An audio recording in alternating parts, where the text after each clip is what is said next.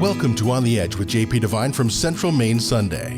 On the Edge with JP Devine Audio is sponsored by Sprague & Curtis Real Estate, the largest full-service real estate brokerage in Central Maine's capital region, selling properties, helping people, getting it done. Visit their website at spragueandcurtis.com. Now here's JP Devine. View from the big inside. 10 a.m. She keeps dusting. Despite the pain in her knees, she floats around with a can of Pledge and dust cloths, dusting.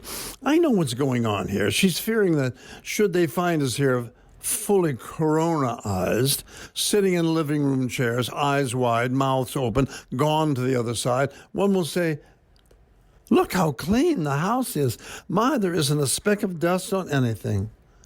Another will say, "Well, she had such a reputation for neatness. I had her in the 6th grade, and her room was spotless. She carried wipes like Kleenex." The 6th grade. Huh.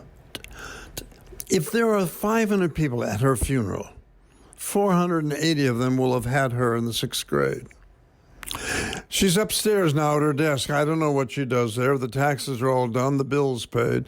She's compulsive with paying bills. I know why she's that way. I know what she's thinking. She's thinking about the office manager in the whole hospital business office who had her in the 6th grade, who's talking to the other clerk who just asked, "Is Mrs. Devine covered for all of these extras?" "Oh, my Lord, of course." 6th grade pupil replies, "She always had wonderful insurance, and it doesn't matter. I saw her wallets once when she left it on the desk. She had 67 credit cards, and I heard she had a credit rating of 840. 67 cards? Yeah, but she only used one. One? Yeah. Her Discover card. The Devines have a family joke. When JP passes, she will take his body to the crematorium, and she'll ask, "Do you take Discover?" So here we are, in our house, on the hill, with a great view from the big inside. They deliver the paper, but we don't touch it. We used to spray the daily paper, but it made the ink run, so now we're reading online.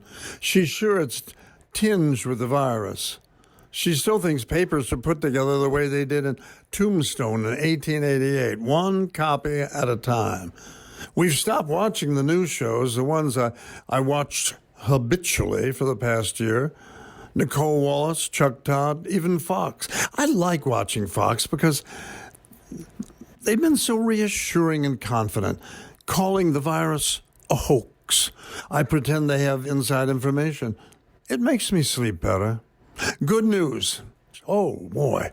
As most of you know, I've been the Central Maine newspaper's film critic and reviewer for 35 years, and suddenly all the movie houses have closed down, and I found myself without material. If you don't know by now, be aware that I found a new source of material for your viewing pleasure. I'm watching all the streaming shows, Netflix, Prime Video, Hulu, and others, because now that's where the action is. But don't give up. Movie theaters will be back. Some of you still remember how Hollywood got us through the Great Depression with one slapstick comedy after another. They'll be back. Hollywood has been slugged by the coronavirus, yes. Even Tom Hanks, the great untouchable Tom Hanks, the purest, most honest actor in the business, is sitting in Australia, social distancing 6 feet from kangaroos and aboriginals while recovering from the virus. And you can bet there will be other celebrity victims. But the agencies and the studio bosses aren't just sitting at home playing poker. Movies, both in the theaters and home screens, is where the big money is. And the big boys aren't going to lose that. Business is humming at a low volume these days, while actors and those who photograph them, directors who move them, and writers are all at their laptops churning out material. I know them. They'll risk their lives to make a box office hit. I know you won't believe this, but there are a couple of kids in Hollywood who had her in the 6th grade. And just to cover medical issues, she has one surgeon, Jamie Kim in Boston, and another surgeon, William LaPlante, in express care in a Chicago hospital. Okay, she'll be down in a minute, and will want me to sweep the kitchen and vacuum the living room. I'll scream as usual that I write for food and beer money, and I know what she'll answer. You want him to come in here and find your body in the den covered with taco chip crumbs? Well, she has a point. A last note.